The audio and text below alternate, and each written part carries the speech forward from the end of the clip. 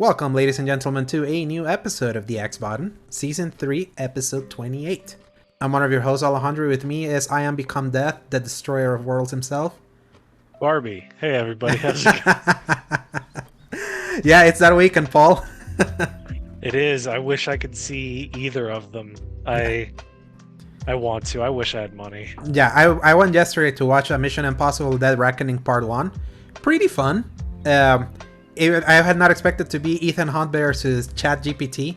It was basically against an AI. It was like an interesting, timely movie. I'll say that. And now I'm gonna go at 8:30 p.m. to watch a 3-hour biopic, which is Chris Nolan's latest, which has been getting a lot of high praise. I'll say this, I think Nolan's kind of overrated personally, but He is. anytime that he launches something, at least I like to see it, because once in a while, he gives you an Interstellar.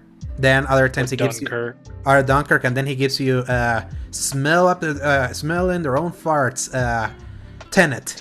So it's funny because I still enjoyed Tenet overall, but to me, Tenet is his worst movie personally.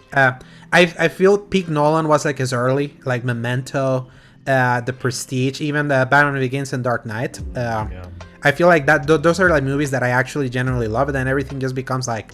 He gets a little too much praise, let's say, but I want to see if the praise of this one is actually worth it, because people did not praise Tenet, at least. So I want the guy that played the protagonist to be the next James Bond, though. He was great. The Robert Pattinson or the black guy? No, the black guy. Oh, okay. Yeah, I forget his name. But not Idris Elba. He oozed James Bond energy that whole movie, so I was really that's what's funny about Tenet. It's even a little bit of Inception. Nolan clearly wants to do a Bond movie, but the thing is that he is the kind of auteur style of filmmaker that I think he would play well with being enforced to do something. It's kind of he likes doing his own thing. So I'm interested. I want to hear. This isn't a Christopher Nolan podcast. I know. We rarely remember back in the day when we used to talk about movies late in the podcast, something we call X Reel, and then we moved that away because I'm glad we got rid of that, because I don't watch enough stuff to actually be able to talk about any of it. And in news wise, it's so what would we even be talking about? The strike that's still happening, or and it's just ongoing. So. At least one time I wanted, especially in such a special weekend where Oppenheimer and Barbie come out. So I don't know if I'm going to go watch Barbie yet. I've heard good things. I had a friend that got triggered by the fact that one of the Rotten Tomatoes, description said something about being subversive. And because he hates The Last Jedi so much. It's the word subversion has forever traumatized so many people. So, and I'm someone that says subversion is not bad unless it's badly executed, because there's good subversion. Look at Game of Thrones. So early Game of Thrones, not late. That was yeah. So because in that show you see both executions, good subversion and bad subversion. So, but enough of that movie talk, because this is the X-Button podcast, our gaming podcast that posts every Fridays from 2 p.m. onwards, God willing. Available on the YouTube channel Escape Gaming, as well as most audio services around the world, Apple Podcasts, Spotify, and the like. You can find links in the RSS feed at tinyurl.com/escapegaming. If you enjoy our show, give us a like and subscribe. And leave us a review in any of your podcast services if you're so inclined. Also, shout out to our episode 109, the Final Fantasy 16 spoiler cast. Obviously, more people don't play games maybe as fast as I do. Maybe you're finishing it up. You want to hear about maybe some spoiler-filled discussions of things. I tell you, Paul, the numbers in that one are climbing. That podcast is hitting. So it's we hit it right at the perfect spot for that one. That one's doing well in audio. And video, not so much, but we don't care too much about video. It's once in a blue moon, one of those videos will explode. But in audio, it's helping climb the numbers ever since. How many people have listened to that one? 6? No. Separate the numbers. 41. There we go. I didn't even realize that I was wrong on my first number anyway. I just assume people have that thumb out if they're using their second hand. Yeah. Oh, man. Yeah, anyway. Yeah, it usually has been hovering between a few of those, but that one climbed up the quickest I've seen. So this is going to be an interesting week, Paul, because there's a lot of news happening. We usually have the games we've been playing. With me, I've just been playing a bunch of emulated stuff for my PC. Just kind of the big notable thing for me was after a 7-year ordeal of me having sold my Spider-Man Shattered Dimensions PS3 this back in the day, thinking it would be easy to require because I was in need of money back then, and stonewalling myself into how pricey that thing is in the aftermarket. I emulated and played it and finished it on PC, and then a bunch of GameCube and Wii and the PC games that are ports from games of old. So I was just being a nostalgia kick, and I watched the 358 movie of 358-2 movie for Kingdom Hearts that's in the collection, and gave up on playing Chains of Memories and just watch a walkthrough of that. And I'm like, I'm glad I did that. I would have been tortured seeing this cutscenes be the reward of playing like a torturous card-based game. You wanted to talk about, like, you downloaded Signalis, you said, right? Yes. In Game Pass. So. And I've played all but like the last part of the last chapter, because it's really like 3 big acts. So I'm in the last act right now. And you basically found it when I basically told you, hey, the Call of Duty games, I own them. I'm account sharing with you. We're gonna talk about them later in this podcast. I've had it downloaded for a very long time since I moved, and after I finally stopped playing Call of Duty that one day, I was just like, I don't feel like switching my system over. I'm just gonna play something here, and Signalis was there. So that's what I ended up playing. I did download it. I haven't played it yet. I'm on full schizophrenia mode. I don't know what I really want to play. I've switched on the it's pretty logical on the puzzles that you play on it, and it has become, I could not have finished this game without a guide because of how crazy some of these puzzles are, and like the logic you have to jump through. They're usually great. It's just really in depth. Like they have an entire screen capture mechanic because you have to save things and look at it. It's crazy. So what is your stance on using guides? Because I've changed my stance, because every time that I feel like I need to use a guide to finish a game, I feel defeated in a way. And I don't know. I've switched a long time ago from that, back in the Wii days when I played Skyward Sword. Oh yeah. And I said, like, because I was beating my head against the wall, I was like, I will figure this out. And my dad turned to me, because I was still living with them at the time, and he said, Paul, why don't you just like use a guide to find out the solution to this and then just keep enjoying the game? And I just sat there for a second without a real answer to him. And then I was like, well, shoot, I guess I could. And ever since then, I have like zero pride.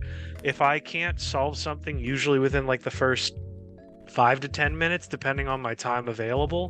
Like if it's a game I know I'm going to sit down and just figure out, then I'll power through. But usually if it's like, all right, I need to get to the next thing, I need forward momentum, I'll just like look up enough to get me to like the next step, and then see if I can figure it out from there. Yeah, that's literally me. It's like I used to be like, I need to do the point from point guide thing to be able to like sometimes do games that I straight up didn't like know what to do. But I've switched to that one of being like, just getting that one is where I'm stonewalled, and then see how far I can do before I get stonewalled again. That's kind of like what I did with Final Fantasy 1 last week or 2 weeks ago. I don't remember how long ago it was that I finished that one, and it felt good because I was like, oh yeah, it's like I know where this is, I know kind of where to go, and I mean like I want to speed this up and no follow on that. And also something that I like using guides for is just as a barometer of how far I am in the game, like how many chapters do I have left. But True. And just be like, okay, I have 12 more left, just to kind of give me an idea of if I should like speed something up if I still have a huge chunk of the game left. I think that's what helped me with Assassin's Creed Valhalla, because that I kept like a guide just to tell me how much longer I had to finish that. Because if you're just going sight unseen and the game just keeps on going and you just want to finish it, that can burn you out, I feel like. So I've changed a little bit of how I use guides. I'm not as opposed to it, or I don't feel as defeated by them, especially going into older games. I feel I need to do that. Whenever I go to Final Fantasy 7, eventually I'm going to use a guide. I don't care.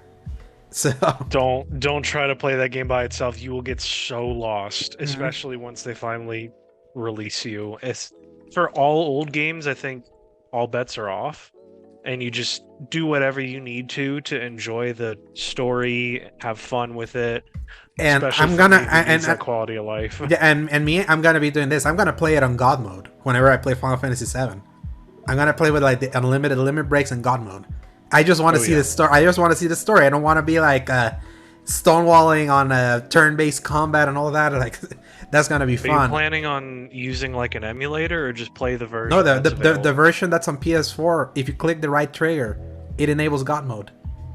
I don't think I even knew that. Yeah, I read about that. That's good to know. Yes, so if you ever want to, like, I'm glad they did that, because I know some people want to see the story. If they just don't want to look like just a walkthrough on YouTube, at least they can see the story. So, and I definitely want to do that the further we get into the remakes. So, anything you want to really say about Signalis other than using the guide? That was the main thing, honestly. Besides that, it does some good fake outs.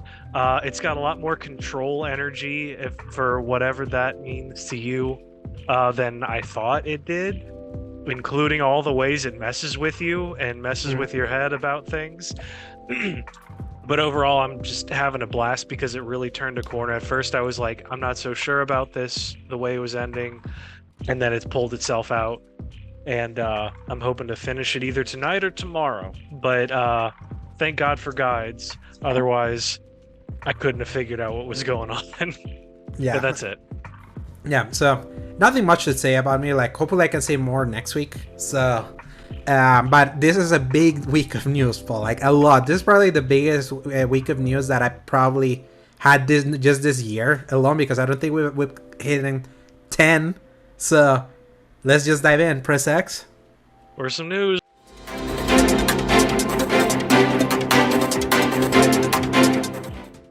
Yeah. Paul, you thought you were done hearing about this, but this will probably be one of the last times we have to talk about this in depth. I hope so. The story number one. This was the inevitable outcome despite all the crying that happened. The story number one by Wesley LeBlanc. Read the headline. Sony signs 10-year agreement with Microsoft to keep Call of Duty on PlayStation.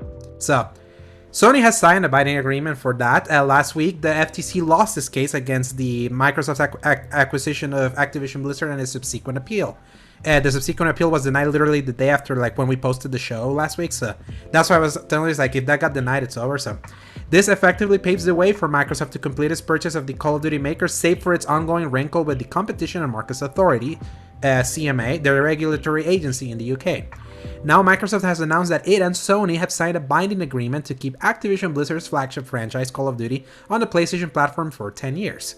We are pleased to announce that Microsoft and PlayStation have signed a binding agreement to keep Call of Duty on PlayStation following the acquisition of ABK, Xbox head Phil Spencer tweeted over the weekend.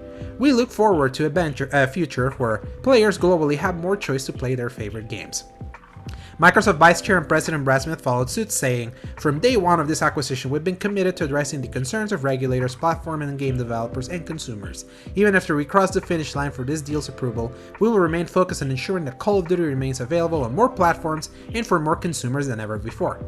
As you can see, the statements don't reveal the 10-year piece of the binding agreement, but The Verge received a statement from Xbox head of global communications Kari Perez, confirming said agreement is a 10-year commitment. However, it's important to note this commitment is just for Call of Duty, which is different from the original deal Microsoft attempted to sign with Sony last year. That agreement included all existing Activision console titles on Sony, including future versions in the Call of Duty franchise of any other current Activision franchise on Sony through December 31st, 2027, as noted by The Verge. Now, the 10-year deal today applies just to Call of Duty. So, after all the crying by crying Jim Ryan, if Microsoft acquires Activision and pulls Call of Duty away, our business is finished. Remember that bullshit? Or remember when he was like, "Oh yeah, I thought I had private conversations with Phil Spencer, but since he put it into a public forum, it's time for me to address this." And the deal he gave to me was insufficient. That's when we heard that it was the 2027 thing. Mm-hmm. I feel personally, Paul, Sony came out losing out of this more than the other one. They cried so much about Call of Duty that their agreement is just not for that one franchise. And what about the other franchises now? Mm-hmm. Like the other ones, like now, like Microsoft has, like, with this binding agreement, Microsoft is obligated to put Call of Duty, which obviously Call of Duty is big. Like Sony made a big stink about it. They still get that game. A lot of people that are still in that ecosystem get to enjoy this at least for the next 10 years. People, 10 years is a lot. Can you just put it this way, Paul? 10 years ago, the PS4 came out. Think about all the time that has happened. That's how long 10 years is. Yeah. So, and this is after the current contract is done. That that Sony has with Activision, which is that they had the marketing agreement that goes until 2025, as far as I know. So after that, it's like 10 years. Just think about that. So after that, it's like it's a binding agreement that this can be revisited. But the fact that Activision has so many franchises that have been in PlayStation for like so long. Think of Tony Hawk, Crash Bandicoot, Spyro. These franchises is like the amount of crying and like Sony trying to like just to stonewall this deal and all that means that a lot of franchises that historically have been part of PlayStation now, like Microsoft is in no obligation to push a new attempted game if they do a new game on the other platforms. And also think about this, like what about Overwatch and Diablo or other Blizzard titles? This is not in that agreement. So it's like, yes, Diablo 4 already launched, Overwatch 2 already launched. Overwatch 2 is a complete utter disaster that is even like, they're even talking about like killing the Overwatch League, which is like, so just to give an idea of like the catastrophic like fall from grace for that franchise, all because they wanted a sequel out. Diablo 4, like how often a Diablo game comes out? Almost like every 10 years almost, or 10, 11 years. So it's like, that is different. It's like, yes, they may be saying, yeah, live service games, I need all the players, we might put it all, but it's the fact that they are not obligated anymore because of this deal. They could have. How about you have picked up that year, that contract until 2027 and then renegotiate? Would that have been a problem? Were you so scared? Now like they came, because not only that, it's like they had to go through all this like crying Jim Ryan going on in all of his like stupid like campaign of going flying to Brussels to talk to like regulators and doing all this lies, which we were lies because we got an email from him saying that he was never worried about this. It's like Sony really came out losing throughout this whole in this whole ordeal. It's like in PR, like they tanked their PR for 18 months. 18 months. They completely tanked their PR in front of like many developers and their fan base over this stupid thing, and now they come off worse for worse. Like, and like my opinion of Sony feels worse now after this whole ordeal. First, because of the delay of showcase, and then the showcase we got was a complete utter disaster from what I wanted from them. Even though there were good games revealed there, but not the games I wanted from them. So it's like, and just thinking that was delayed. So it's like, it's so funny how the ultimate outcome ended up being the same deal, that this could have been signed so long ago, and this ended up happening. And because also think about it, it's like many people are just not gonna immediately switch. When you get a console, it's an investment. Sign the deal and just like pretend like so many people are just gonna stay there. It's like they made such much ado about nothing for nothing, and now like PlayStation players lose because now it's like you will see like whenever a future Tony Hawk game releases, it's not on PlayStation. Think about like this is the result of all the crying. So yeah, it's like the fact that we had so many things on the table for them to continue for that 10-year group of time, only to then have it talked down because of the way Sony and many others acted towards this deal. There's a part of me that's like, well, of course they're gonna react that way in some way, shape, or form. What are they gonna do? Just sit back? Then you get so many people saying, oh wow, they're just rolling over and letting this happen to them. But also Jim Ryan's kind of a tool, and the way he went about this whole thing just kind of made the whole situation worse. It's kind of like a third grader arguing. Yeah. So he kind of just brought it all on himself, and I don't really know if I have much else to say beyond the fact that it's like that's what happens. Yeah, like you said, we F around, you found out. And, yeah, they F around. Yeah, yeah, no, exactly. So it's a good thing we have both consoles, Paul. So it's like that lesson to me, the kind of like the pain of all this, or any potential, even though they had been like committed and saying like we're not taking it out because it doesn't make sense. Look at Minecraft, which they never had to like sign a binding agreement, by the way. And how long ago did they buy Minecraft? And they still release Minecraft multi-platform. So it's it's like Sony deserves the L's. I tell you, it's like and the fan base, if you want to like send the error to someone, you know who to send it to. So story number 2, staying kind of like in Microsoft. This is interesting that this happened now after all this deal has been like has been kind of like now it's closing to being done. So RIP Xbox Live, Microsoft unveils Xbox Game Pass Core, replacing Xbox Live Gold this September.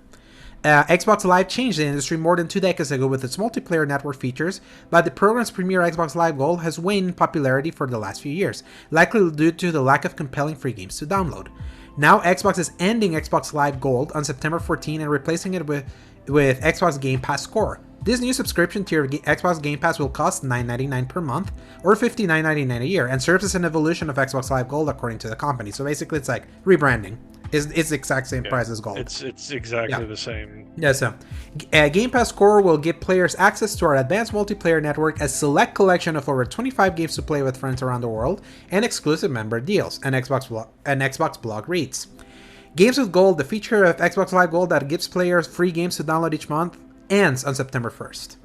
On the September 14 launch, the following games will be available to Xbox Game Pass Core subscribers, although this list does not include every game planned for launch.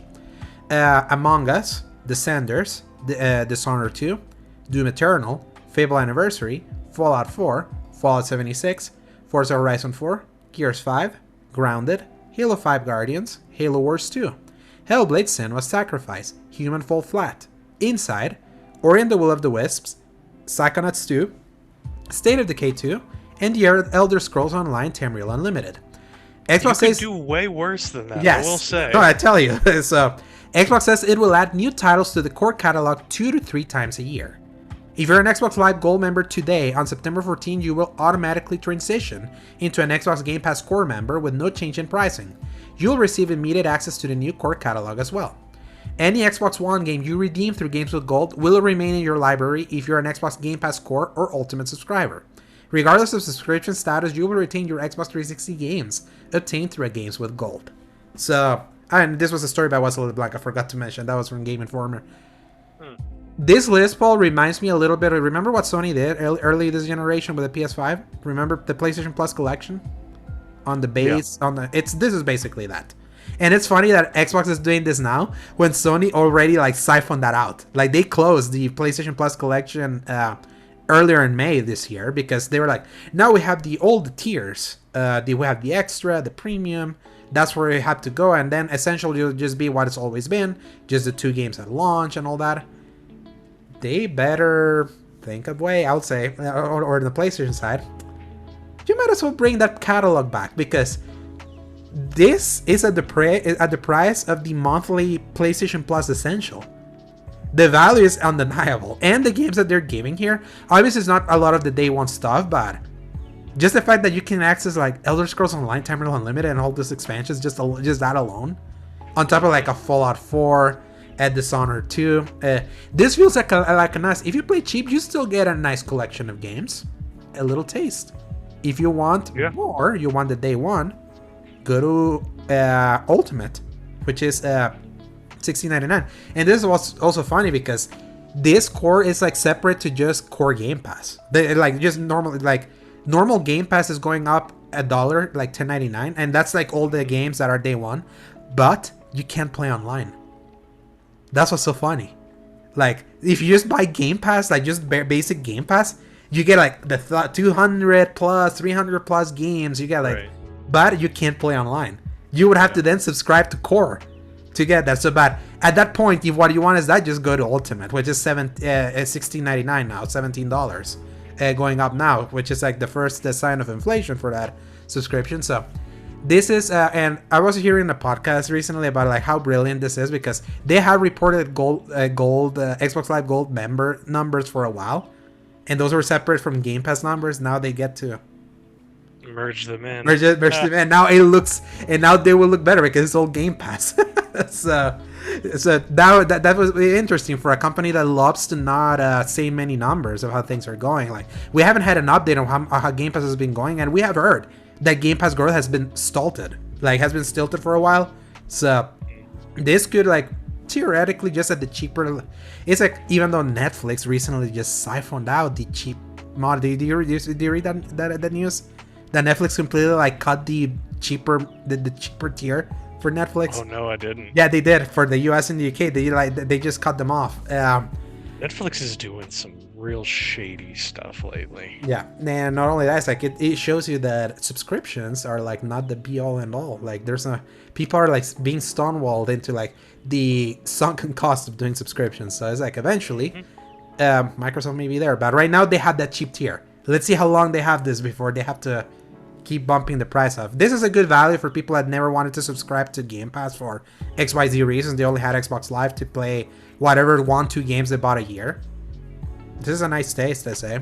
So, good move by Microsoft, I say.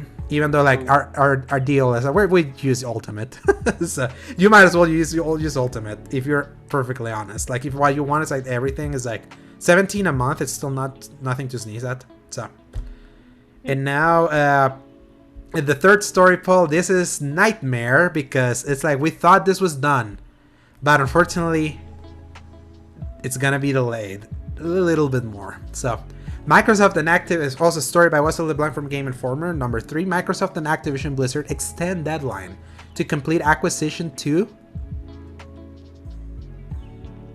Read it. I didn't actually pay attention. What are we reading? It's this third story. Microsoft and Activision Blizzard extend deadline to complete acquisition to October. Yeah. So Microsoft and Activision Blizzard now have until October to complete their merger. More specifically, Activision Blizzard and Microsoft have jointly agreed to extend the merger agreement from July 18th to October 18, 2023, giving both companies roughly 3 months to sort through this purchase. As for why, Microsoft says it is to allow for additional time to resolve remaining regulatory concerns. Microsoft Vice Chair and President Brad Smith tweeted, "Together with Activision, we're announcing the extension of our merger agreement to 10/18 to provide ample time to work through final regulatory issues. We will honor all commitments agreed upon with the EC and other regulators and continue to work with the CMA on the issues raised in the UK. We are confident about our prospects for getting this deal across the finish line." Smith mentions that Microsoft's ongoing wrinkles is in the UK, where the Competition and Markets Authority blocked the acquisition in April, citing concerns over cloud gaming. A California judge denied the Federal Trade Commission's move for a preliminary injunction in the U.S. regulatory agency's case against the acquisition. The FTC then moved to appeal this decision, and that was denied, giving Microsoft the green light to complete its purchase of Activision Blizzard in the U.S. Despite receiving the green light from the European Commission, Microsoft must still contend with the CMA by either reaching an agreement or carving the UK out of the deal. It seems the latter is more likely because last week, shortly after winning the case against the FTC, Microsoft announced it was pausing its appeal efforts against the CMA to instead attempt to negotiate something satisfactory for both it and the UK regulatory agency. Originally, the CMA had until July 18th to complete a potential new ruling in this acquisition. However, the CMA extended this deadline by 6 weeks to August 29, 2023. With more time to sort through this case in the UK, Microsoft is likely seeking an agreement with the CMA to get the green light in the UK as well. As a result, Microsoft and Activision Blizzard missed the July 18 merger deadline whenever that happened this week. This story was written the day after. But now we know it's because both parties have agreed to extend the deadline to October 18, which should be enough time to sort through wrinkles in the UK. Of course, only time will tell. Paul, it could have happened on Tuesday. The nightmare could have been done. But there were. I'll tell you right now, I barely understood like any of that. I what's the difference between the EC and the CMA? Yeah, the EC was EU. It was a mistype. The European Union is its own C. The CMA is the UK. Remember, Brexit separated the UK from the European Union. So, It's like now it's like if the UK was part of the EU, even when the EU approved this thing, it would have been done. But the problem is because of Brexit, is like now the UK is its own jurisdiction, so they have like their own tribunal, they have like their own policies and all of that. They're the ones that blocked like late April. We thought this was gonna kill it because of what they were doing. So what I'm not entirely sure if I understand then. So they're gonna go back through their deal and work through individual wrinkles for just the EU. No, just the UK. Right now, the UK is like that's what it was. I couldn't remember which one had refused. The EU. The thing is that both the EU and the UK had similar concerns about cloud gaming. They were not worried about competition if Call of Duty was potentially put as an exclusive and blah blah blah, because they were like, no, it's like they had no incentive to pull it out because of all the money is done. But they were worried about the monopoly situation of cloud gaming if they acquired this. But Microsoft started signing a bunch of 10-year deals with so many cloud providers in the EU, in Europe, that then the EU was like, okay, they're compliant. They're like not killing competition in cloud markets as an emerging market. They're like gonna give the content there. They're willing to be open. Yeah, you go ahead. And the CMA for first was like, no, they will have too much power. We're blocking. So. And then like, the FTC needed to win their injunction, but they lost. So by losing, it's like Microsoft got to go ahead, and now they just have to like go back to the table with the CMA, negotiate like what would work for them, what would they have to like concede, like maybe carve out something, get something that would like alleviate their concerns, and that's what this extension is now for. Now they're gonna just be negotiating with the CMA that's willing to negotiate this time, because before they were not willing. When they saw that the FTC lost, they were like, you know what? It's like, now we're going to look like assholes because we're the only place in the entire world that said no to this thing.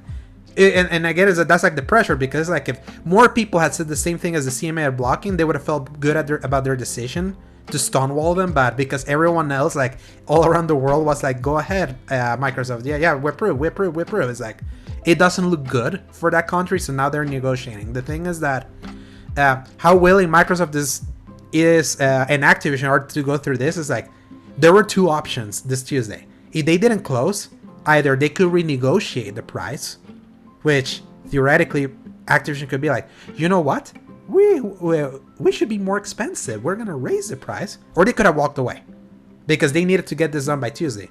However, it's like, because they got so many approvals all over the world, 39 countries have basically approved this. Only the UK was the one missing. So it was like, a lot of people have given us the go ahead. Let's keep the price. Let's do a third option. We're going to extend the deal.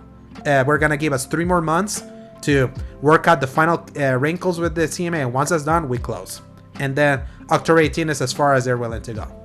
The thing is that I'm annoyed at the fact that this is not over yet, because there's always something that could pop up. But the difference here now is that there is no gotchas. It would be rare for a gotcha. In fact, I didn't even put the story. Even the FTC, they had their trial on August 2nd. Like when they sued them.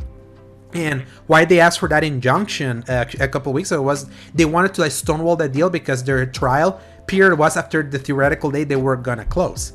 And it's much harder for them to take them to court if they close the deal. So that's why kind of they accelerated things, and that they bit them in the ass because they were not ready to present a good case that convinced the judge. So they were talking that they were probably not even gonna pursue that trial anymore, even though now they had the time, because it's like now this 3-month extension gives them the time for them to take Microsoft to court and now face it through in like a true in a true court hearing, not like just a judge hearing for an injunction, like the full O.J. Simpson style. But they're like, nah, because they know they will lose. They don't have Sony signing the thing completely killed any talking point that the FTC had, because FTC could have used cloud also. They could have emphasized the cloud. But why were they arguing in the judge for like 5 days? Call of Duty PlayStation. That killed them.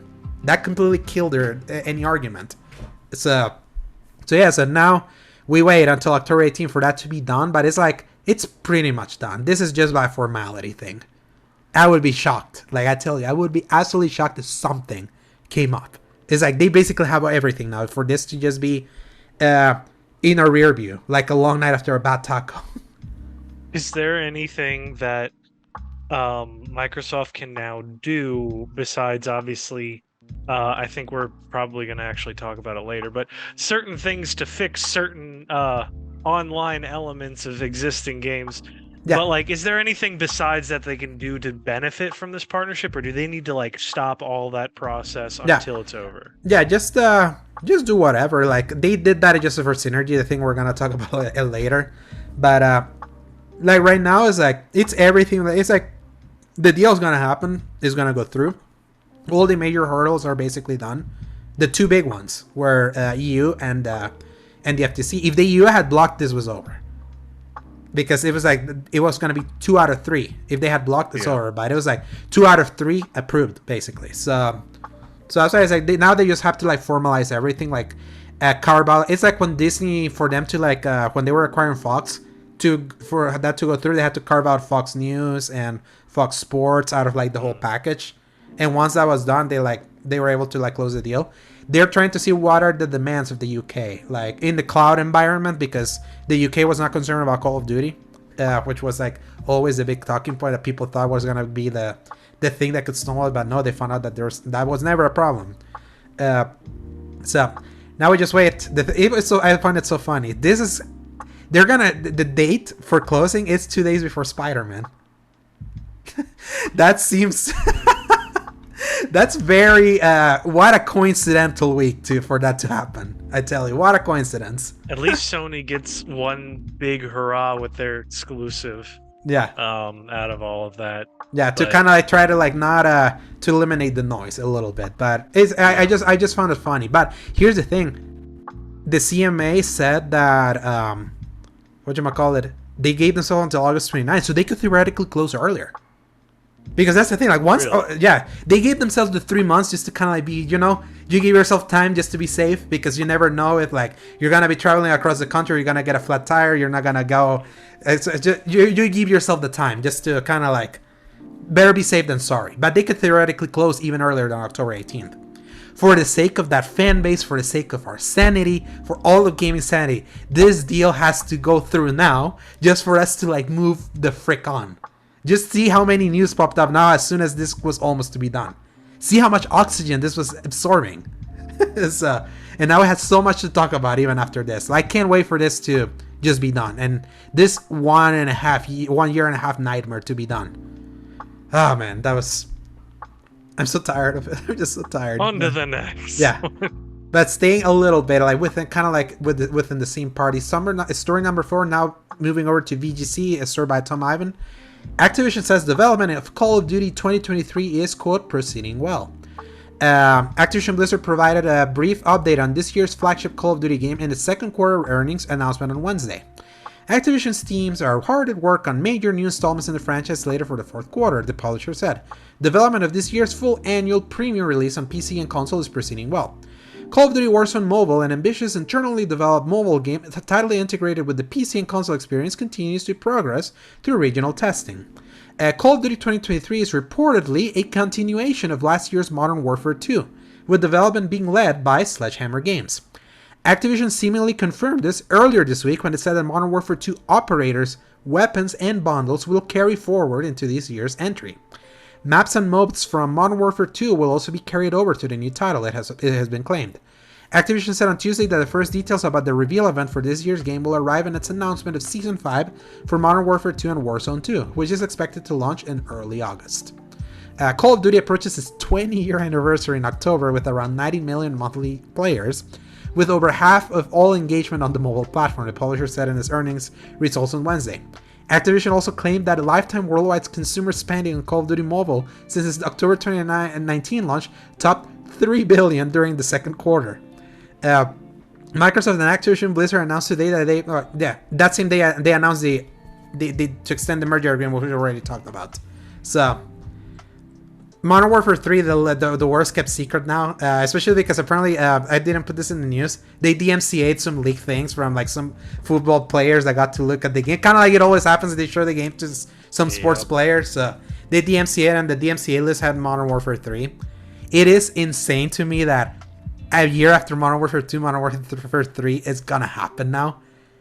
What a failure Modern Warfare 2 was. In relative terms, it's still doing well, it's still doing money and all that, but the fact that Modern Warfare 2019 had 3 years of support, like clean, and now it's like Modern Warfare 2 is like gonna be like put in the mirror this quick, even with some of its problems. They were so confident in this one. I think that's what makes the failure even worse. Because if you had done that to 2019, I mean, obviously they did because there was another game that came out right after, but at the same time, they kept it alive. Like, they kept Modern Warfare 2018 alive even with Black Ops Cold War and Vanguard. That's what's so funny. Right. And that they each felt very different from each other as well. I mean, obviously there's a fact that they're made by 3 different developing studios, but still, we've seen some of these just feel like the same game one after the other. That's what led us to our Infinite Warfare situation and all that.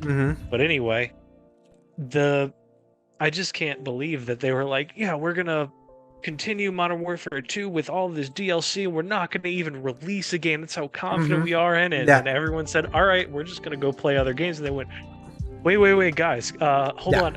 Well, we have a new one actually. Yeah, it's new. Yeah, you hit the nail on the head, because that was the original plan.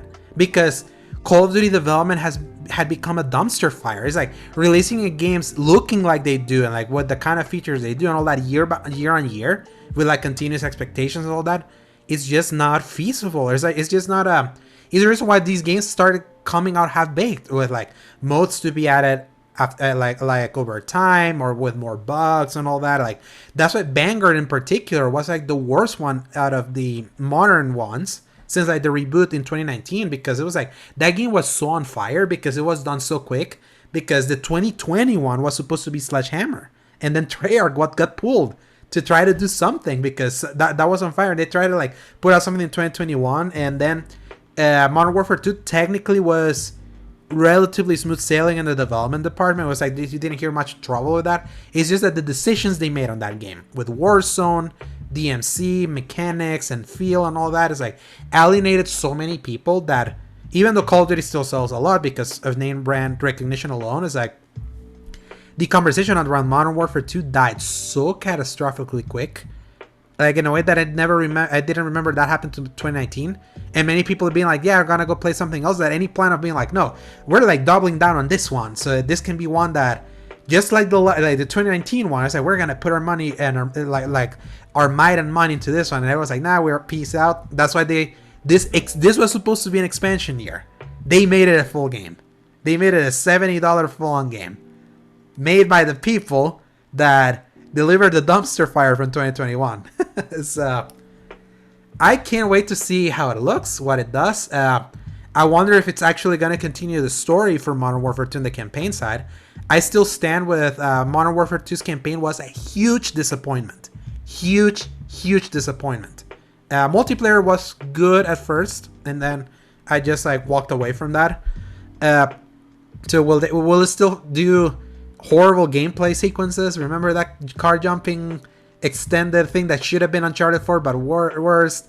They forced stealth sections that they forced you into a stealth section for the last mission of the game. It was like the sniper missions. I hated that the really wide open sniper mission. That was just like, no, that's not fun. I even tested the AI on that. No matter where you are, no matter how well you do, the enemies will still just like happen to walk towards you.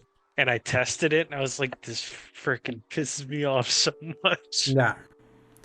And that was your fifth favorite game of last year. Interesting times. It was, and it's slowly gone down. It was completely. It was definitely the fact that I could still enjoy the multiplayer as much as I did, because I feel like they changed some things for the better, honestly. No. But then they were like, yeah, we're going to tie some of these weapon unlocks to really weird, obscure challenges that there's no way you're ever going to actually get them. Like going through the, what is it called? Whatever the dead zone mode was. DMZ. The fact that you have to accomplish that while killing one specific NPC and getting the gun and then escaping when there's like 50 other people in that whole match. What were they thinking? Yeah. And the thing is that people say that DMC was the reason a lot of people really soured on Modern Warfare 2, because the mechanics changes were accommodated towards DMC, but they brought those mechanics to Warzone, and people were like, we don't want those mechanics in Warzone. Like, this works better in a more slower paced game. That's not what Warzone was. So my brother, who played a lot of Warzone, the original one, he was playing competitively, winning tournaments and all that. He dropped it like a bad habit. That tells you everything about where like the hardcore community felt about Modern Warfare 2. And I'm really curious to see like if this is actually really going well development wise, like what they can do with like this full-fledged expansion. How interesting it's gonna be, like how many new maps they put in, if they're bringing everything together at once. It's like, this is like really For anyone, I tell you, anyone that has been like completely like dare say God of War Ragnarok was DLC last year. I need that energy for this because this is literal DLC made a full game. Literal. Yep. This is what all those motherfuckers that like trolling and like trying to diminish hard work of people because the concept of iterative sequels has just gone by. Like, this is different. This was an expansion that they just like made a full price game. So I can't wait to see how this one does. And of course, the worst Firefall is gonna be the best selling game of the year. that's gonna be like the worst part. Yeah, every time. So. But the good thing is that for people that are burnt out on the newer direction and are feeling the nostalgia kick of the older ways, if you're on Xbox, this has been interesting to see and really like pleasing to see, I tell you, because I did try this and it felt nice. Story number, is it 5? Yes, story number 5. Players flock to classic Call of Duty games after Xbox matchmaking fix. So recently, Microsoft deployed a fix to the Xbox 360 portion of Xbox Live, which resolved an issue affecting the matchmaking in older Call of Duty titles. After the fix was deployed, 2012's Call of Duty Black Ops 2 reportedly attracted over 10,000 simultaneous players on Sunday, while 2011's Modern Warfare 3 drew over 7,000. Currently, the following Call of Duty games are available on Xbox Series consoles via backwards compatibility: Call of Duty 2, Call of Duty 3, Call of Duty 4 Modern Warfare, Call of Duty World at War, Call of Duty Modern Warfare 2, Call of Duty Black Ops, Call of Duty Modern Warfare 3, Call of Duty Black Ops 2, and the 360 versions of Ghosts and Advanced Warfare. The Xbox 360 titles in particular have seen a large increase in interest since they were added to the service. Physical copies of the old games have also maintained their value thanks to this. While some older Call of Duty titles reportedly have a large issue with hackers and modded lobbies, users on social media are reporting that thanks to the large amount of interest in the games and the revitalized player base, these hacked lobbies are becoming far less common. Paul, I had seen it on Friday and I forgot to text you, and then you saw the tweet of like MW2 lobbies are like filling up and you can like go in and play it, and you're like, I don't want to like dig off. I don't know how I had the game. I was like, you have my account. You can download it and play it. And that was one of the games we played this week. It was. And I played at least like 3 or 4 matches, I would say. Because I had to get out, because otherwise I would have either kept playing and just wasting more of the few amount of hours that I have each day. But man, did it feel so nostalgic rebooting that thing up with no extra additives, no extra nonsense. Just, it is exactly what you're expecting. And the best part, it holds up so well, right? Surprisingly well. I got sniped so badly by so many people, but on the right maps, I did all right. Man, I can't believe we live in a world where we can actually go back to those games now. It kind of makes me wish that I could go back, well, not go back, but take the time to go play Black Ops 1, Black Ops 2. Like, just flip through each one. I have them all. You can do that. I know we can, but I refuse to for my own sake, because then I'm just only gonna go through and play that over and over again. But of course, my brother, resident casual gamer, don't even know if he knows about this. If he does, he wouldn't listen. He plays a couple of things, and it's Call of Duty and whatever his wife forces him to play with her. So love you, Cody. Yeah. But he was so excited about all this, and he was just like, bro, we're coming over to your place this weekend. We're gonna go play the old Call of Duties together. He was over the moon. So I'm glad that a lot of what does that tell you about the staying power of like the golden era of Call of Duty? It's like absolutely. It's like this was what made this era to me, from Modern Warfare in 2007 all the way to Black Ops 2. Those 5 years was like the gold era when like Call of Duty was like a legit. Even though the haters had already started, because obviously it was like, yeah, it's the same game over and over and over. It's like the quality of those games was still like relatively high.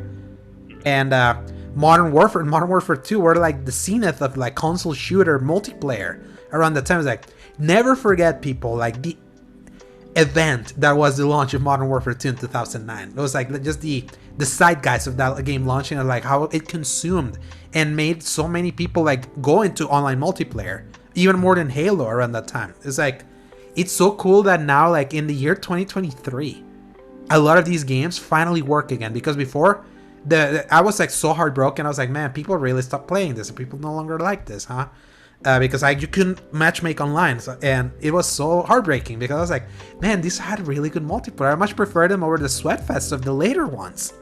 So even though they were still Sweatfest in this one, but it was different. Like, yes, especially once you got into a group and start getting your kill streaks and all that, and like just how like the loop of upgrading and like how the UIs looked. Yes or no, the UIs have gotten so much worse with Call of Duty compared to the simplicity of what that we used to have before. Worse. So it's like, it was just a nice reminder. I'm like, I'm so glad that, and here's the best part. Obviously, this is happening because it behooved them to fix them, because these are gonna be in Game Pass soon. As soon as that deal goes through, they will be on Game Pass.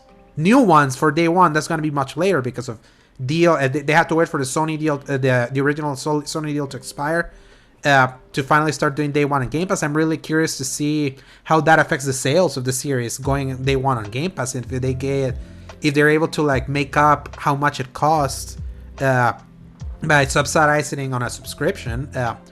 But I tell you, for at least the old ones getting them on Game Pass, these games, I tell you, are gonna be so alive and well. And I'm glad, because this is like, for me that I'm not much of a multiplayer guy, this was the golden era where I really dipped, and I have good lasting memories from them. And man, Modern Warfare 2 multiplayer was so good. And Black Ops 1 was even better. So yep, those maps, and oh man,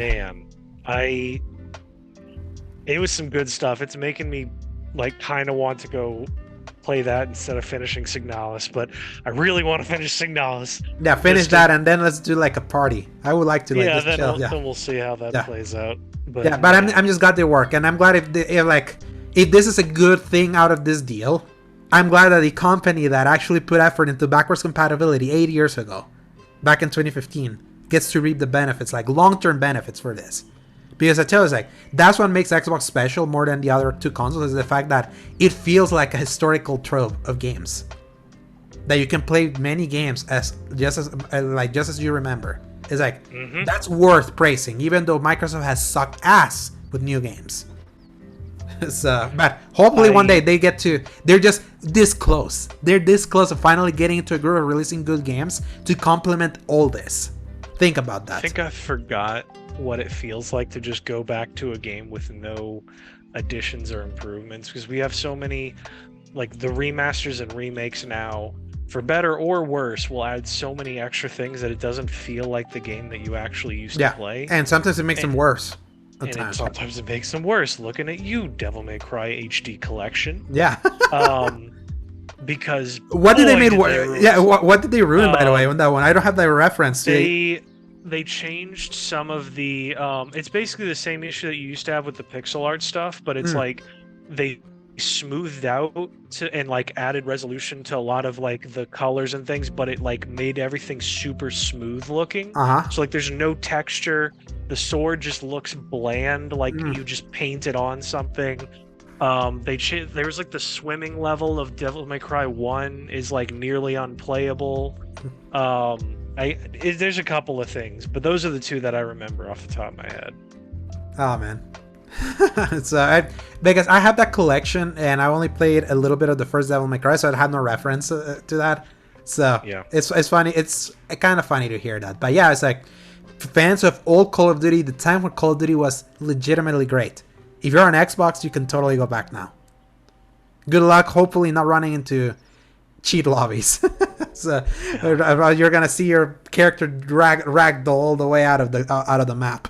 So, but I'm just so happy about that. I just love when, again, kind of like me going through that whole emulator diatribe this last weekend. I saw you. I kept telling you, showing you games. I was like, look what I downloaded. Look what I did. It's like, there is just something about beloved games from your childhood still being available and playable with the least possible hoops possible. I feel on Xbox they're like the console manufacturer that has made that the easiest. So And I appreciate them for that, even though I still say I'm still holding their feet to the fire that they gotta deliver on the new games.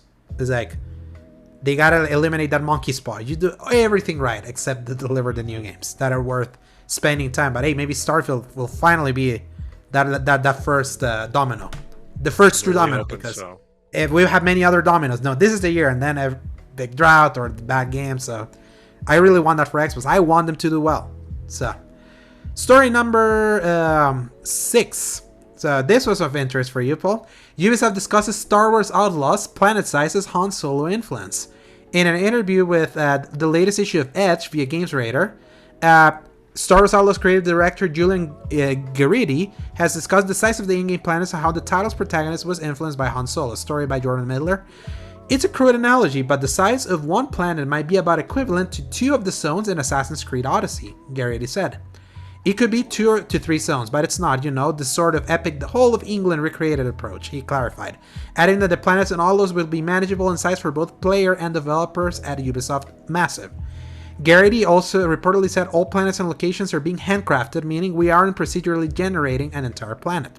Said between the events of The Empire Strikes Back and Return of the Jedi, the game stars Outlaw protagonist Kay Vest. When you think of a scoundrel, your mind goes to Han Solo, it goes to Lando, it goes to Indiana Jones, to James Bond, to Captain Jack Sparrow, Garrity said. It was the fantasy I connected with the most in the original Star Wars trilogy. As a kid, I was a much bigger fan of Han Solo and Chewbacca than any of the others. However, Massive wanted its protagonist to be a little bit more relatable than Harrison Ford's character. More of a rookie, a petty thief, who ends up in a situation that's much bigger than they ever expected, Garrett explained. Announced in June, Star Wars Outlaws is scheduled for release in 2024 for Xbox Series X and S, PS5, and PC through Ubisoft Connect. So, planets with Assassin's Creed Odyssey style like landmasses, Paul, how does that sound for you? In a franchise that you actually love. Now that's the real clincher there, because it sounds awesome, because that was one thing that I loved about the idea of Odyssey. I mean, that's one reason why I love Black Flag so much. It was basically the same thing, but in a much more manageable size. You had these islands, you had, like, I know they were all technically like a tropical forest, but there was still a lot of variation within that, I would say. Yeah. At least from what I remember. But I think that's what I loved about that, like, just pick up your ship, go somewhere else, go have fun, drop off at this random little bitty place, leave your ship, you jump through the water, you go pick up a chest, fight a monster. I don't know what you do anymore. Sea monsters, what I was gonna say. There's not regular monsters in in Black Flag. Odyssey there are. Yes. But anyway, it's just that idea that I love about it. That's what I was always hoping out of a Star Wars game. So the fact that they're finally like, yeah, we're going to do that. It's going to be basically like Assassin's Creed region. There you go. Yeah. And 2 or 3 mentioned it was manageable, I think. Yes, especially I think about this. It's like, think about like Athens and things like those kind of separated landmasses. That's kind of like what they were referencing to. Right. And the truth of the matter is that true space exploration with like full planets and all that is just simply not feasible. That's like what sucks about the spacefaring genre, is that the perfect game can never exist, because the perfect game is called Star Citizen, and that game still hasn't come out. A game that's literally trying to give you that, and now it's taking how long and it's still not out. I feel this is like the illusion of the space exploration is the right way to do it, because otherwise you get No Man's Sky's procedurally generated stuff, which it's cool that procedural generation at least give you that illusion, but it's like, it's still like nothing beats handcraft. I'm glad they're specifically saying like every place that you're going to is like we've handcrafted it, because when you handcraft something, there's like legit design intent put into things. You put a specific mountain, a specific crevice, specific places, because you want players to specifically navigate specific places to find things and all that developer wants. It's like handcrafted will always beat procedural generation for me, even though procedural generation can create the scale that it's not possible for just developers. And I'm glad that they're emphasizing that. Of any other Ubisoft studio that is working on this kind of game, Paul, Massive is the right one. The one that like hearing this kind of thing is like, yes, they're saying the right things. I trust them. In fact, I actually recently repopped The Division 1, the original, just to kind of run around. Really? Yeah. And because I could just kind of to be like, yeah, these are the guys who are making the Star Wars game, just to kind of get a feel of their engine, because they're going to be using the Snowdrop engine for that game. And I'm like, you know what? The Division was actually pretty good. Really, really, really good. It's like people forgot about it, but it's like it's actually really good. And these are the guys working on that Star Wars game. So they're saying the right things. I can't wait to hear more about it for next year. It's next year, Paul. Can you believe it? Oh, man. I'm really looking forward to it, and I really hope it's everything that we're looking for. Even just like a step in the right direction is what I'll take at this point. Yeah. I mean, the step in the right direction was Jedi Survivor this year, so further. And this game looks better than Jedi Survivor. Mm-hmm. So, yeah, it's like... finally getting that next-gen look, baby. Yeah, it's so nice. It's so nice being there, right? Final Fantasy 16 was kind of like, yeah, next-gen look, and even another game that we saw art, we're like, wait, what? That's not art? That's like in-game? Oh yeah, but I shouldn't be surprised because I said the same thing with another game, but we're going to get close to that. Staying with Ubisoft. This play pleases me. Story number 7. Ubisoft isn't planning Assassin's Creed Mirage DLC. The game looks to be a standalone experience. Story by Tom Ivan from BGC. That's according to the game's creative director Stéphane Boudon. For now, Mirage has no plan for DLC or extensive post-launch support, he said during a recent Reddit AMA. Mirage's development is being led by Ubisoft Bordeaux, the studio behind the Wrath of the Druids expansion for Assassin's Creed Valhalla. So... oh no.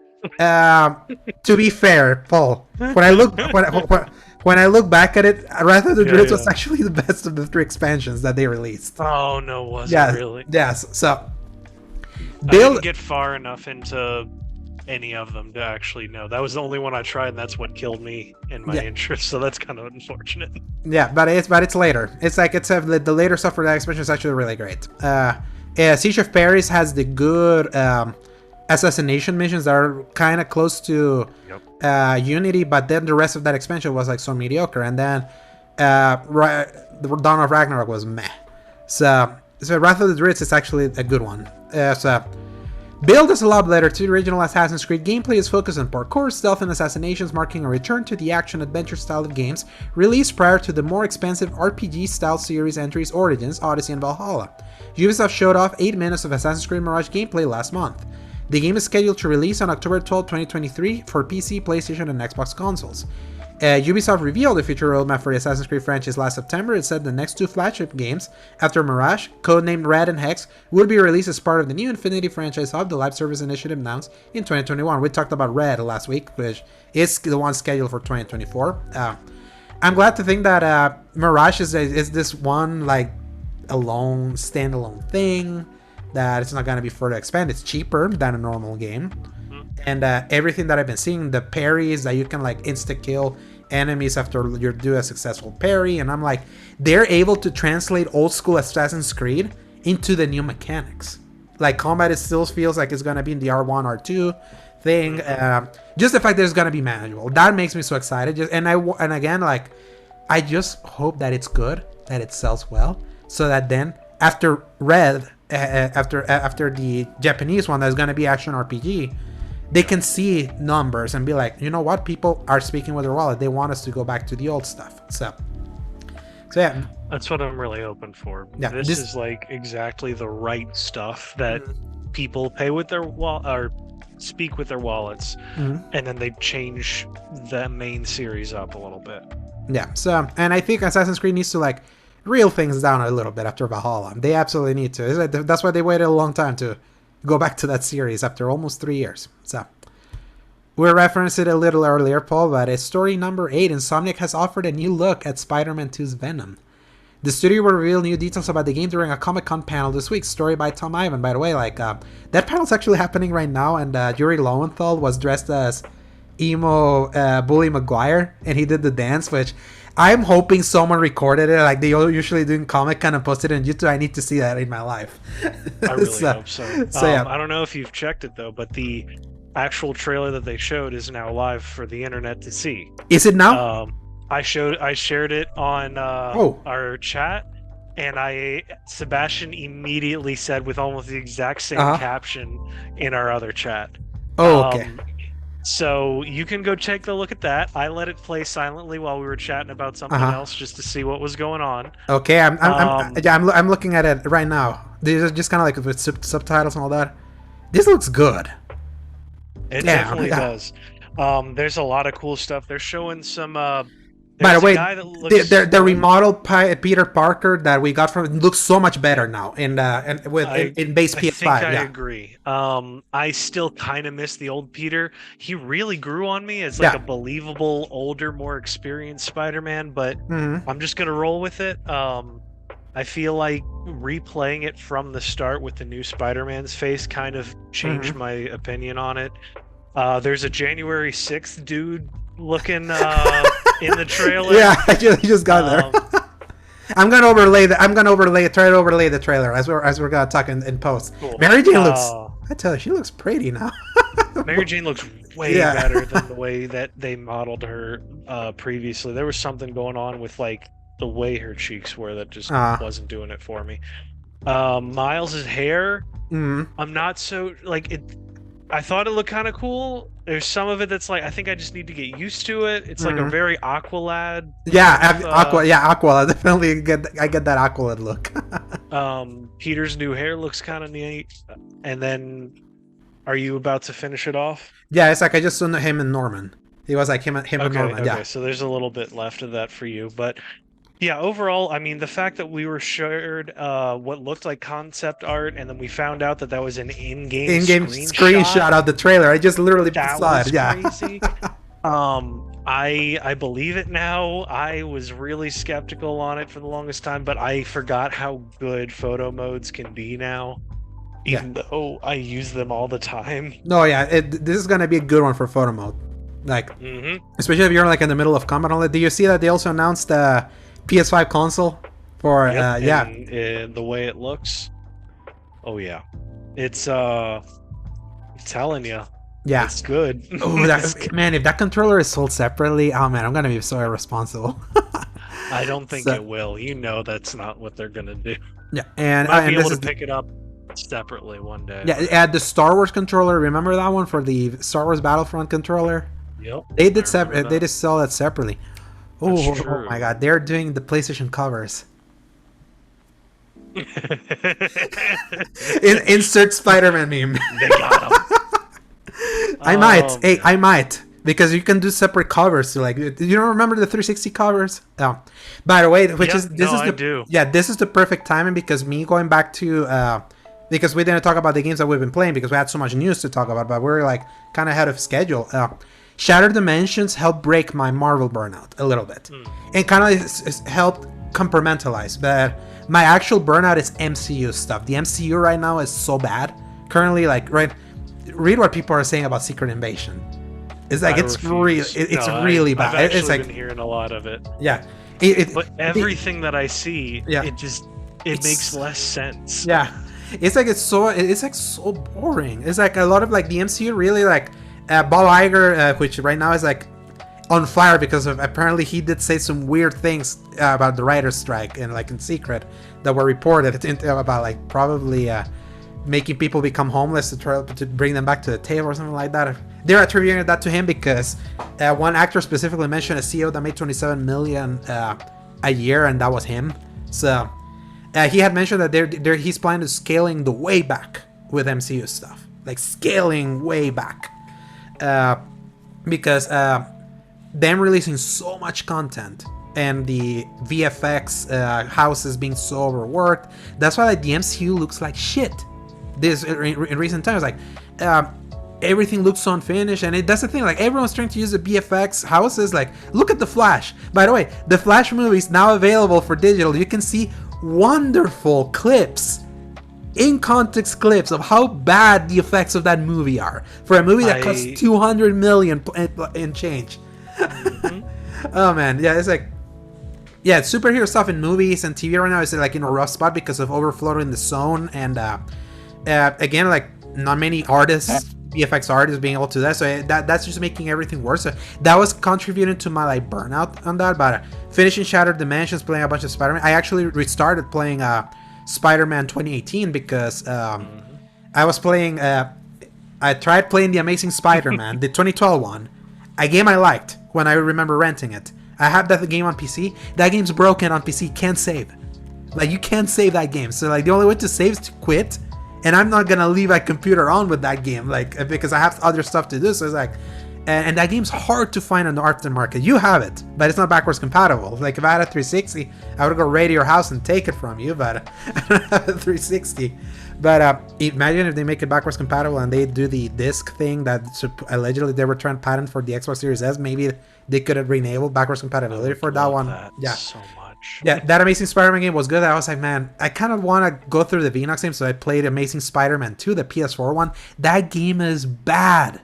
Amazing Spider-Man 2 is so bad that is so shocking how bad it is compared to the first Amazing Spider-Man that I was like, you know what? Screw it, delete. And then I went straight to 2018. I was like, man, screw my pessimism that seeped into this. Spider-Man, Insomniac Spider-Man is really good.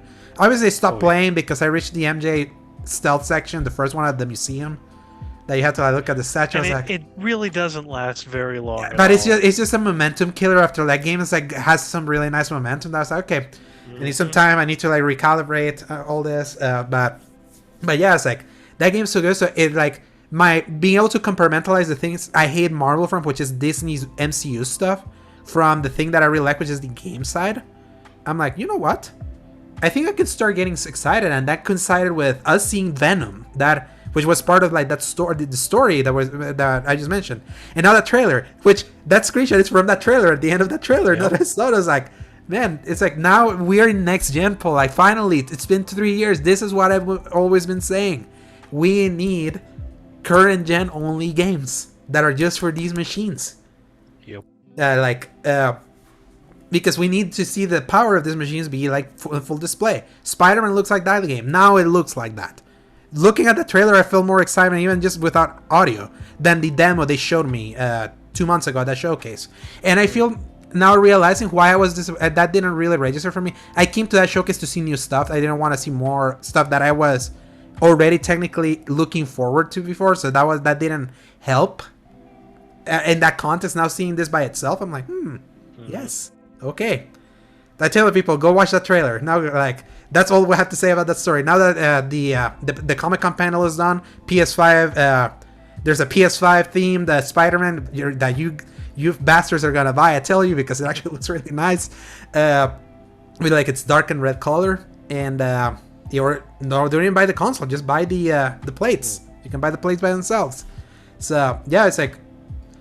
It's sneaking as my number 10 was anticipated game now. If you remember why I made it a list that I was not excited, I was like, it's sneaking back up. So welcome to the club, bro. Yeah. Story number 9, Paul. This one is interesting, and I'm glad this.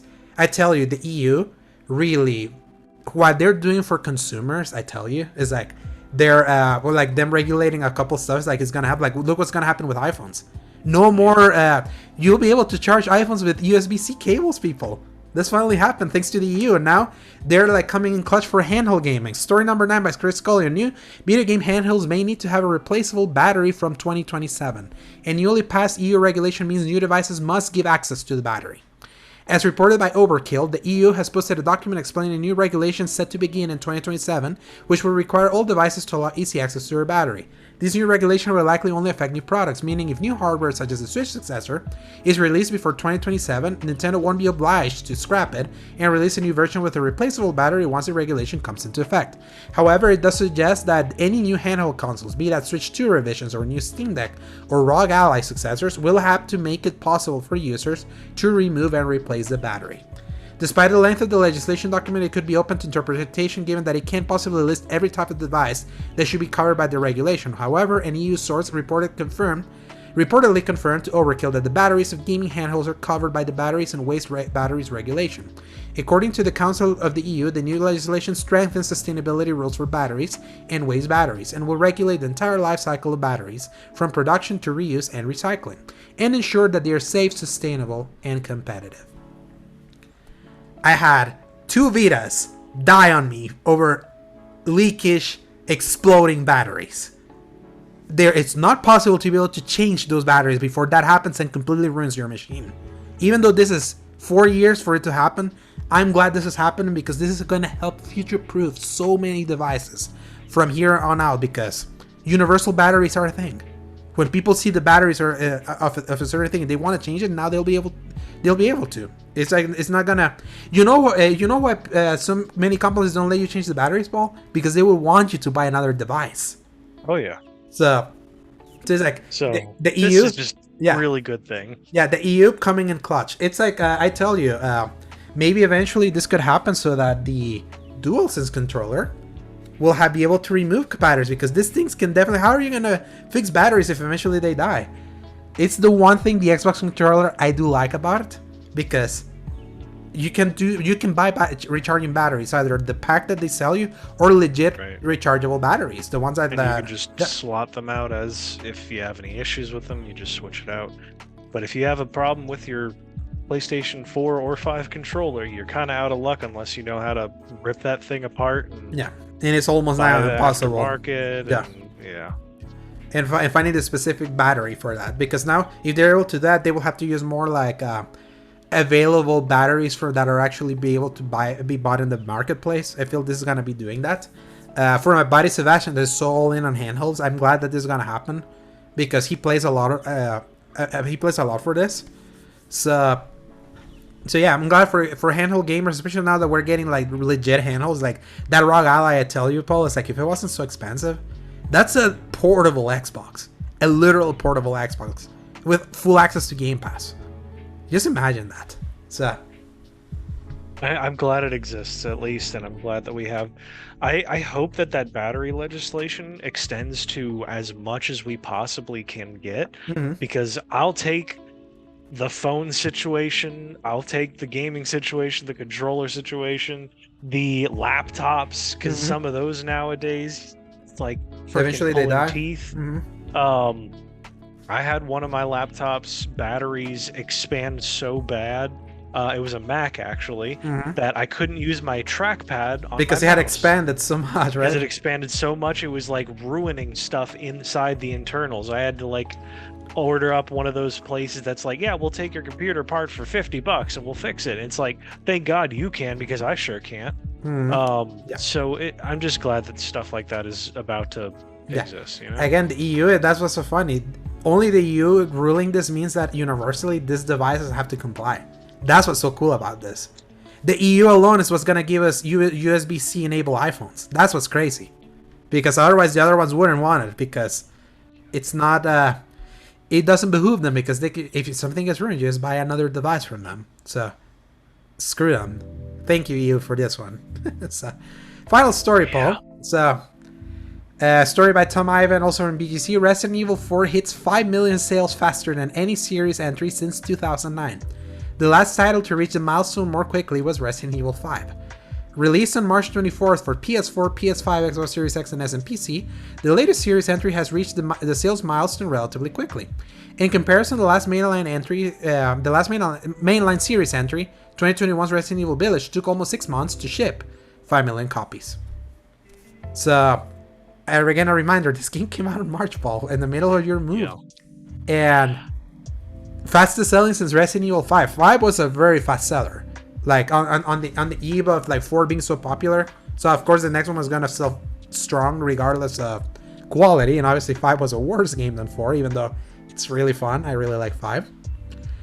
I want to use aged better than people think. Yeah, it's real. You can literally play Resident Evil 5 right now, and it plays really well. 6 kind of does also, but it's way messier too. 5 million sales after March, so April, May, June, July. 4 months, Paul. Multi-platform. Street Fighter 6, 2 million after a full month. Multi-platform. Final Fantasy 16, 3 million, 1 week. What a failure, right? I think I remember even reading recently that they like Square Enix themselves has considered Final Fantasy 16 a huge success. Yeah, today so at least they that came out. That came out today. Actually, let me pull that story up real quick, as kind of like as an addendum. And while you do that, I can confirm that you can buy the Spider-Man controller by itself. Yes. I'm gonna be saving. So this is like this is the statement by Square Enix that they gave to IGN, reporting because again, this Takashi Mochizuki from Bloomberg that has reported everything wrong about like PlayStation 5s that are not selling well. They're like walking back like a production, and then it was like, no, they're producing more. PSVR sales are so catastrophic. There's like they will have to sell or to break even, and it's like the selling better than the first VR. And then he was saying like that this game was like failing at retail because the sales slowed down like on the second week in Japan, like. And then reporting in a statement from Square Enix issued exclusively to IGN, the company pointed to the difference in install base between the PS4 when Final Fantasy VII Remake came out, 3.5 million sold in a week, and the install base of the PS5 when Final Fantasy XVI launched last month. Taking into consideration the sales figures of the acclaimed Final Fantasy VII Remake and the difference in size of the install base of the PlayStation 4 at the time of this title's release, 120 million PS4s, Paul, just for reference.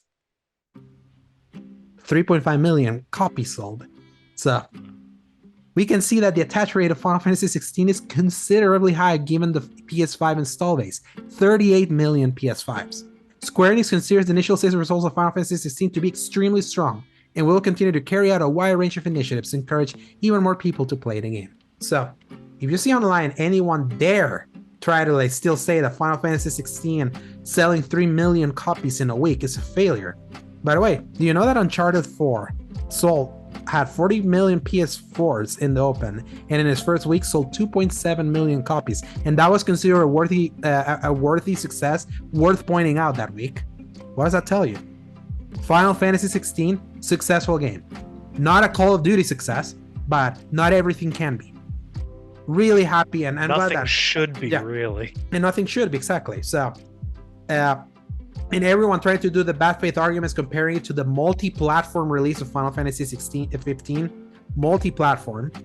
Like, it's like, I'm glad that Square Enix, the company we've heard many times, games didn't meet our expectations or missed sales targets and all that. They're happy with 16, and I'm glad, because that means they're gonna give CBU 3, Creative Business Unit 3, more. They're gonna give them more work. They're gonna probably like shape the future of Final Fantasy, and why wouldn't they? Final Fantasy 14, it was the most beloved modern Final Fantasy, and that was an MMO, and they brought those guys in 16, even though after the initial brouhaha of like, it's not Final Fantasy because it's not turn-based and all that. I mean, all the brouhaha we got early in the discourse of that game's release, almost close to a month, literally 2 days is a month since that game came out. Just thinking about it, it's like, it's like the sentiment has changed for the better for that game. People talk more about how great the characters are, how great the story was, even though it didn't fully land all its emotional beats. And that now we're probably gonna get DLC, because it's like they finally saw that people really took to this. They didn't took to 15, and they were given more content to a game that people were not too fond of. So now they're doing things right. How we talk about DLC, I guess a week or two ago. I think it was probably last week when we talked about that.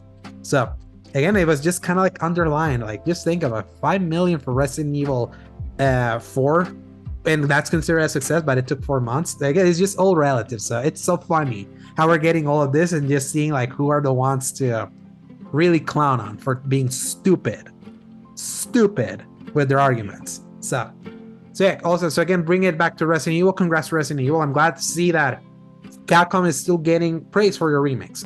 Reviews started finally coming out for Exo Prime, where they're actually higher than I was expecting. A couple of 8s. So it's like Capcom is in a roll. So they're like hitting with the new stuff and the remake stuff. Like, what a great publisher they are currently.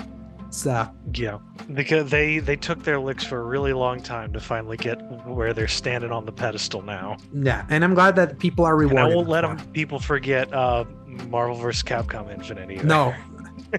Even though like I actually recently bought it, I didn't think it was that bad personally, but it was like, compared to everything that has come out from them afterwards, you can definitely call it, especially after Street Fighter 6. Yeah, absolutely. And it's so funny that came out at a time where they were still trying to come back. It's so funny how quickly things shifted for them. That RE Engine, I think RE Engine was the big key. They moved from Pariah to that one. So Our engine was like they gave them the tech to finally be able to do everything so smoothly.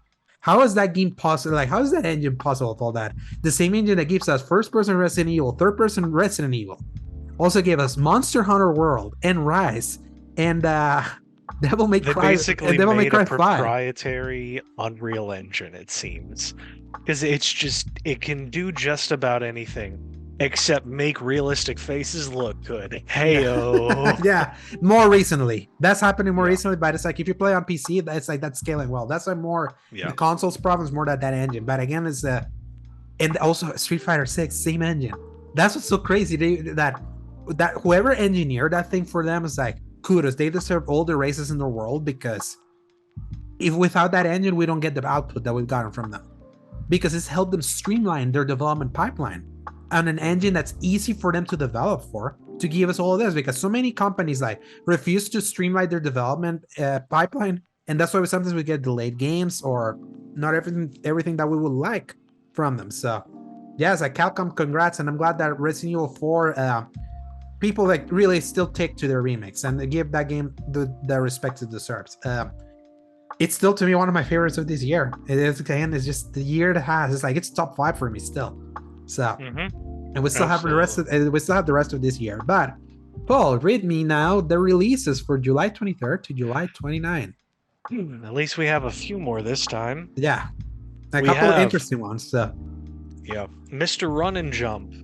So Mario. Yeah. PlayStation 5, Xbox Series X and S, PlayStation 4, Xbox One, Switch, and PC on July 25th. Remnant 2. Sequel to Remnant from the Ashes on PlayStation 5, Xbox Series X and S, and PC. Reviewing really well. Remnant 2, by the way, reviewing really well. The review embargo came out today. Game comes out next week. Ratchet and Clank Rift Apart on PC, July 26th. A little addendum for Rift Apart. It's interesting that you can actually run that game at 720p and without an SSD. So that is funny, actually. It's so funny that all the talking points about that game flexing the SSD or how that the SSD made that game possible. But I want to see how it looks when people do it at their low spec. I really want to see it. And God help you for the modding community. Oh yeah. Double Dragon Gaiden Rise of the Dragons on PlayStation 5, Xbox Series X and S, PlayStation 4, Xbox One, Switch, and PC on July 27th. Return to Monkey Island coming to iOS and Android on July 27th. The Expanse, a Telltale series on PlayStation 5, Xbox Series X and S, PlayStation 4, Xbox One, and PC on July 27th. The Room VR, A Dark Matter. I immediately hear The Room VR and I think about the terrible movie. I know, I think actually that's probably what it is. July 27th.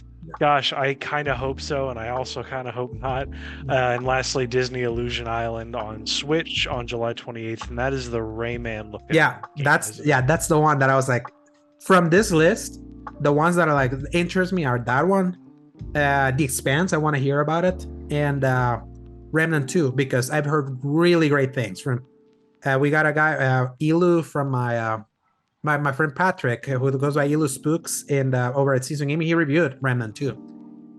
He really like gave it a high praise. IGN gave it a 9 also. I think Enso gave it like a 7 or an 8, but it's like it's reviewing really well. So this freaking year, Paul. Freaking year, so many games. So many, I tell you. And I mean, we did invest on the Pixel Remaster, so we did do our big purchase this month, but man, these games I've been hearing really good stuff about, so we'll see. We'll see. It's like, man, what a year. Just thinking about it, just what a year. We are not going to get something like this for so long, and it's going to spoil me too bad. Yeah, it's gonna suck. All of 2024 is gonna just be terrible. I'm gonna have to go back to so many games, backlog time, and it's like, I'm not gonna hate it in most ways, but in some ways I'm gonna just be like, man, we were really just living life in 2023. Yeah, 2023 really is. I think it's top 3 gaming year ever. Like it's gonna be top to beat. This is on a 1998 and 2007 level. Even 2017, if you want to go back even closer, it's like we are in that kind of year. And in a year where we still have Starfield to come out, we still have Spider-Man to come out, a new Mario game to come out. Plus all these games are turning out great. That's the worst part. It's like so many games, like wallets are like screaming. Thank God for arrangement, I tell you. Whenever we're able to, can you imagine without it? Would you have been able to? I want you to do a calculation at the end of this year compared to last year and I see did how it. much money we would have done. Yeah. Do you remember? I did the math. You did it for last year. I remember it. That's what I mean. I'm doing it for this year too. So yeah. Oh man, really, really, really great. So, and with that, Paul, that concludes this week's episode. Where can people find you? As always, y'all can find me at Dork of Art on Twitter. I've been posting so far only screenshots of. Actually, no, I haven't posted anything for Red Dead Redemption. Yeah, I've only been posting it to y'all. So I'm gonna fix that. I'm gonna post a few of those, and I've actually there's at least 2 examples of me breaking the game, in little ways, or just like weird little animation quirks, strange things, that are just like everything else looks so good, so it makes those stand out even more. But every once in a while it's really funny, but that's usually where I do things. I also need to start posting my art again because I have not done nearly enough art. I just now plugged in my tablet to my laptop for the first time. Everything else has been on like notebooks and stuff. And what I gotta fix that. What happened to Sea of Choices? Oh, that came out. It sold like 200, I would say, for the fact that it was like really tiny grassroots movement. That's good. I think the soundtrack sold a whole lot, because that's like his whole thing, and he's got a lot more connections with his music stuff. The reviews were coming in. I know there's reviews now on it. I don't know what they are because I was too afraid to look at them. Good choice. Good. It's definitely a good choice. Because I was like, I don't need any of that in my life. But I'm pretty sure it was like different friends went in and like posted different reviews for it. So I know at one point there was overwhelmingly positive listed on there, so that's good. And it wears its inspiration on its sleeve. I don't know if it's a game that I would want to play myself, but I'm glad it exists for that kind of crowd, if that makes sense. Yeah. And he's already both working on the next one in Unreal Engine 5, and he's working on a side project that will not be fully announced, but I might be involved slightly more in. Yeah, the one that you were directing, I think you had announced that. I did announce that. I didn't say anything about it. So at least y'all know that there's something else that I'm going to be directing. And we've been actually talking about it. We built out one level already, and it's so cool the way you can use like pre-made assets and how easy it is to like buy a plug-in for something. It's game development is so interesting to find out. But, it's so interesting that I have you there. Like you're kind of like in the trenches for that. I only know from like the people that I follow. So right. Sea of Choices available on Steam for $6.99 early access. Yep. And the soundtrack buy the version with the soundtrack. I don't know if it comes free with it or not, but it's a banger. Yeah, I don't see I see them both separate. It says buy Sea of Choices on Steam $6.99 and $2.99 all adult DLC to cart. Buy the soundtrack. He made a crap ton of music for it for all those people in there. And then so Dork of Art on Twitter, and then you can find me at _Dorsegovia on Twitter, at Alejandro Segovia 93 on both Instagram and Threads, and my written content over at seasongaming.com, where you can read my most recent review is Final Fantasy 16, and I may be doing a write-up for a certain thing that I was given yesterday. So we'll definitely give an impressions piece for that one, but not really a review. So all right, Paul. So this was fun. Hopefully, this was a faster episode than others. So I need it because my stomach is killing me right now. Oh yeah, same with me. So everyone else, thank you so much for listening or watching. If you like what you listened or watched, give us a like, give us a review, let us know what we're doing right, what we're doing wrong, what you like, what you didn't like. We would love to hear that.